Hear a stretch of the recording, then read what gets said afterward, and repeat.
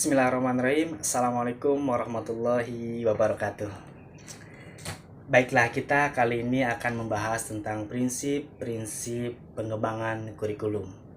Apa sih itu pengembangan kurikulum? Jadi, pengembangan kurikulum itu sendiri memiliki arti suatu proses kegiatan yang merencanakan dan menghasilkan kurikulum yang lebih baik lagi. Nah, sehingga dapat memberikan kondisi belajar mengajar lebih baik lagi ke depannya. Itu pengembangan kurikulum. Nah, sekarang prinsip-prinsip kurikulum. Jadi, prinsip-prinsip kurikulum itu terbagi menjadi 8 prinsip ya.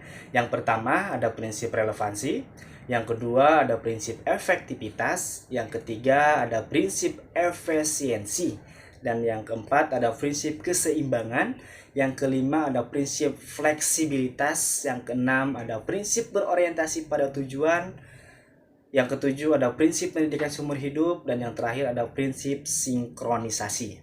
Oke, kita bahas yang pertama terlebih dahulu. Prinsip relevansi. Muncul ya di layar. Oke.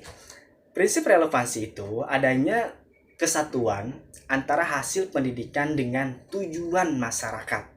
Nah, prinsip relevansi itu ada dua, yaitu prinsip relevansi secara internal, ada juga prinsip relevansi secara eksternal. Nah, maksudnya seperti apa, Kakak? Jadi, prinsip relevansi secara internal itu memiliki arti sebuah kurikulum memiliki relevansi di antara komponen-komponen kurikulum. Nah, sedangkan eksternalnya itu lebih kepada komponen tersebut itu memiliki relevansi dengan tuntutan ilmu pengetahuan maupun teknologi.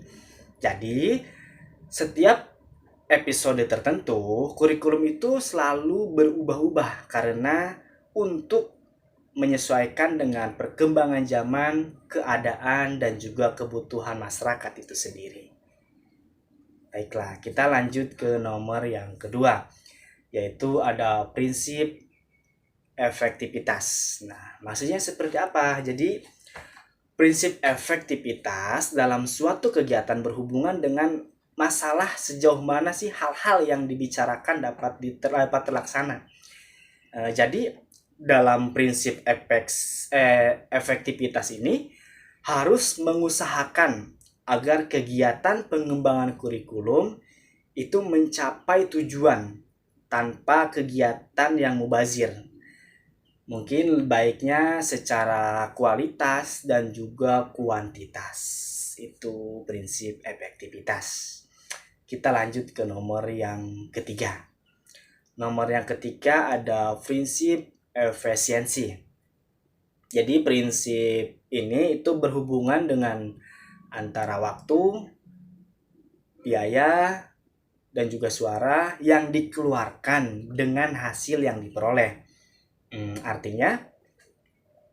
Artinya harus mengusahakan agar dalam pengembangan kurikulum ini dapat menggunakan waktu, biaya, dan sumber lainnya secara optimal, ya. Secara optimal, tepat, dan juga agar hasilnya itu memadai dengan apa yang kita tuju.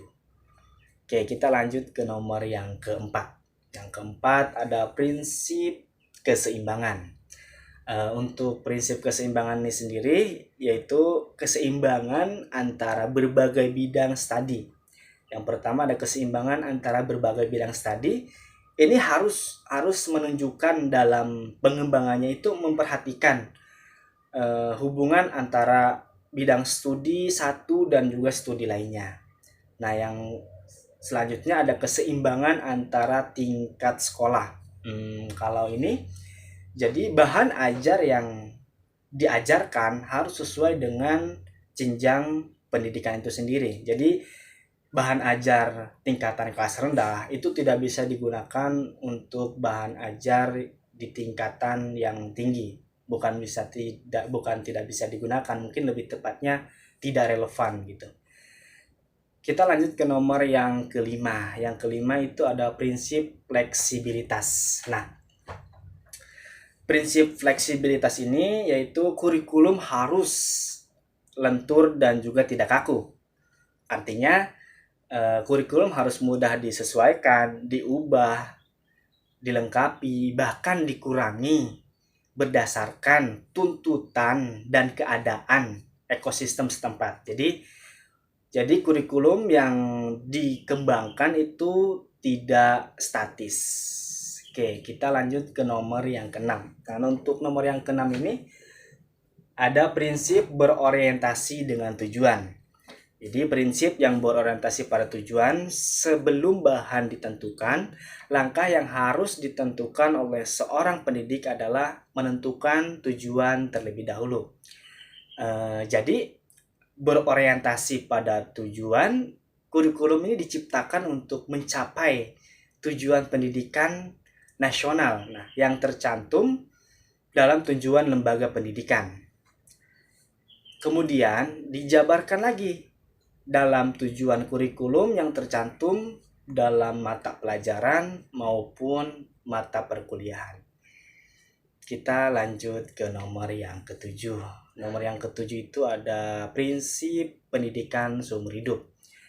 Pendidikan seumur hidup atau disingkat PSH itu sebuah sistem konsep pendidikan yang menerangkan keseluruhan pendidikan kegiatan belajar mengajar yang berlangsung dalam kehidupan manusia. Jadi dalam artian makna yang seharusnya benar-benar terlaksana itu secara jelas dan juga komprehensif. Oke, maksudnya di sini bahwasanya kita belajar itu tidak hanya di bangku sekolah saja gitu.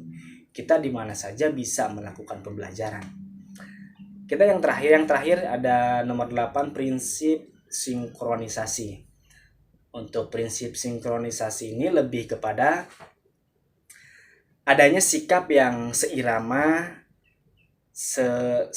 dan satu tujuan ya pada semua yang disarankan oleh kurikulum. Jadi prinsip sinkronisasi itu semuanya harus sinkron dengan apa yang tertera dalam kurikulum. Oke, baiklah. Cukup sampai di sini saja pembahasan kita.